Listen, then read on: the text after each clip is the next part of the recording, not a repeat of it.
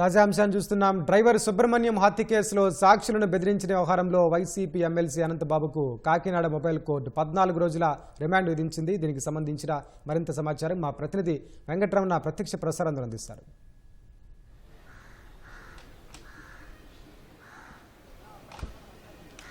Thank you Venkatesh. Driver Subrahmanyam హత్య కేసులో సాక్షులుగా ఉన్నటువంటి వారిని బెదిరించడం అలాగే ప్రలోభాలకు గురి చేసినటువంటి కేసులో వైసీపీ ఎమ్మెల్సీ అనంతబాబుకు న్యాయస్థానం 14 రోజుల రిమాండ్ విధించింది. కాకినాడలో ఉన్నటువంటి మొబైల్ కోర్టు న్యాయమూర్తి 14 రోజుల రిమాండ్ విధిస్తూ ఆదేశాలు జారీ చేశారు. దీనికి సంబంధించి నిన్న రాజమహేంద్రవరం న్యాయస్థానంలో ఎమ్మెల్సీ అనంతబాబును పోలీసులు అరెస్ట్ చేశారు. నిన్న కాకినాడలో ఉన్నటువంటి సర్పవరం పోలీస్ స్టేషన్కు అనంతబాబును తరలించారు. ఇవాళ వైద్య పరీక్షలు నిర్వహించిన అనంతరం కాకినాడలో ఉన్నటువంటి ప్రత్యేక మొబైల్ కోర్టులో అనంతబాబును న్యాయమూర్తి ముందు హాజరుపరచడం జరిగింది. దీనికి సంబంధించి రిమాండ్ రిపోర్టు కూడా సమగ్రంగా రూపొందించినటువంటి పోలీసులు దీనికి సంబంధించి సాక్షులను బెదిరించినటువంటి అంశంలో ఉన్నటువంటి సాక్ష్యాధారాలతో పూర్తి స్థాయిలో న్యాయమూర్తి ముందు ఉంచడం జరిగింది. ప్రస్తుతం మనం చూస్తున్నాం కాకినాడలో ఉన్నటువంటి మొబైల్ కోర్టు ముందు మనం ఉన్నాము. ఇక్కడ ఈ కోర్టులోనే చాలా సుదీర్ఘంగా విచారణలు అయితే జరిగాయి. న్యాయమూర్తి ముందు ఇటు పబ్లిక్ ప్రాసిక్యూటర్ పోలీసుల తరపున ఉన్నటువంటి పబ్లిక్ ప్రాసిక్యూటరు ఖచ్చితంగా రిమాండ్ విధించాల్సిన అవసరం ఉంది. ఒక కేసులో ఒక హత్య కేసులో ఒక డ్రైవర్ను ముట్టుబెట్టి హత్య చేసినటువంటి కేసులో ఉన్నటువంటి సాక్షులను ప్రలోభ పెట్టడం అలాగే బెదిరించేటువంటి అంశం చాలా నేరమైనది, తీవ్రమైనది. అలా బెయిల్పై ఉన్నటువంటి ఒక వ్యక్తి తన అనుచరుల ద్వారా నేరుగా ఇలా బెదిరించడం అనేది చాలా నేరపూరితమైనటువంటి చెప్పేసి వాదనలు వినిపించారు. పబ్లిక్ ప్రాసిక్యూటరు దీనికి సంబంధించినటువంటి పూర్తి సాక్ష్యాధారాలను కూడా న్యాయమూర్తి ముందు ఉంచడం జరిగింది. పోలీసులు నిన్న సర్పవరం పోలీస్ స్టేషన్లో రాత్రంతా అనంతబాబును ఉంచి వారి వద్ద నుంచి కొన్ని విచారణ కూడా చేయడం జరిగింది. దీనికి సంబంధించి కొన్ని ఆధారాలు కూడా జత చేయడం జరిగింది. విచారణలో కూడా అనంతబాబు చెప్పినటువంటి అంశాలు అదేవిధంగా పోలీసు విచారణలో తేలినటువంటి అంశాల ఆధారంగా రిపోర్టులో న్యాయమూర్తి ఉంచారు. రిపోర్టులో వచ్చినటువంటి ప్రతి అంశాన్ని కూడా నిర్ధారణ చేయడంతో న్యాయమూర్తి 14 రోజుల రిమాండ్ విధించడం జరిగింది.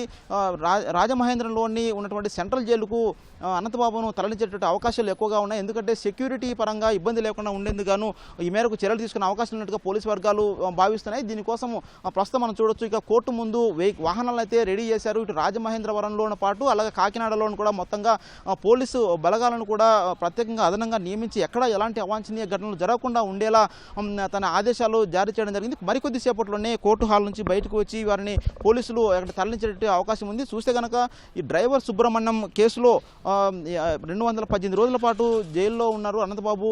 ఆ తర్వాత బెయిల్పై రిలీజ్ అయ్యారు. బెయిల్పై రిలీజ్ అయినటువంటి వారు సాక్షులను ప్రభావితం చేయకూడదని చెప్పేసి నిబంధనలు ఉంటాయి. దీనికి సంబంధించి ఎక్కడ కూడా రూల్స్ వైలేట్ చేసినా కానీ ఖచ్చితంగా బెయిల్ రద్దయ్యేటువంటి అవకాశం కూడా ఉంటుంది. అయితే ఈ సాక్షులను బెదిరించినటువంటి ప్రలోభ పెట్టినటువంటి అంశంలో చాలా సీరియస్గా తీసుకున్నటువంటి పోలీసులు కూడా ఫిర్యాదుదారులు ఇచ్చినటువంటి ఈ కంప్లైంట్ మేరకు కేసు నమోదు చేసి దర్యాప్తు చేస్తున్నారు. అరెస్ట్ కూడా చేయడం జరిగింది. ఇప్పటికీ అజ్ఞాతంలో వెళ్ళిపోయినటువంటి అనంతబాబును నిన్న రాజమహేంద్రవరం పోలీస్ స్టేషన్ రాజమహేంద్రవరంలో ఉన్న న్యాయస్థానంలో విచారణకు రావడంతో వారిని అదుపులోకి తీసుకుని అరెస్ట్ చేయడం జరిగింది. తదనంతరం ఇక్కడికి తీసుకువచ్చి న్యాయమూర్తి ముందు ప్రవేశపెట్టారు. మొత్తం 14 రోజుల పాటు రిమాండ్ రావడంతో మరికొద్ది సేపట్లోనే అనంతబాబును తరలించేటువంటి అవకాశం ఉంటుంది. తదనంతరం అంటే చాలా వరకు నిన్న అరెస్ట్ చేసిన తర్వాత పోలీస్ స్టేషన్లో ఉంచి విచారణ జరపగా ఈ సాక్షులను బెదిరించిన అంశం అలాగే ప్రలోభ పెట్టినటువంటి అంశానికి సంబంధించిన కీలక సాక్ష్యాలు అలాగే ఆధారాలు ఉన్నప్పటికీ కూడా వాటిని నిర్ధారించుకునేటువంటి విషయంలో విచారణ జరిపే క్రమంలో అనంతబాబు వేటిని కూడా అంగీకరించాలని తెలిసింది. 30 ప్రశ్నలు సంధించారు. వాటిలో కేవలం 5 ప్రశ్నలకు మాత్రమే నామమాత్రంగా సమాధానం ఇచ్చారు. అది కూడా తప్పించుకునే ధోరణిలో చెప్పారని చెప్పేసి పోలీసులు వెల్లడించారు. దీనికి సంబంధించి అంటే ఎక్కడా కూడా అనంతబాబు ఒప్పుకోవడం కారణంగా అక్రమంగా నన్ను కేసు పెట్టారని చెప్పేసి పోలీసులతో చెబుతున్నటువంటి నేపథ్యంలో ఆయన లోతుగా దర్యాప్తు జరపాలి అనేటువంటి విషయమై కస్టడీకి కోరేట అవకాశాలు ఉన్నట్టుగా పోలీసు అధికారులు చెబుతున్నారు. కస్టడీ రిమాండ్ విధించిన కస్టడీ పిటిషన్ కూడా వేయనున్నారు.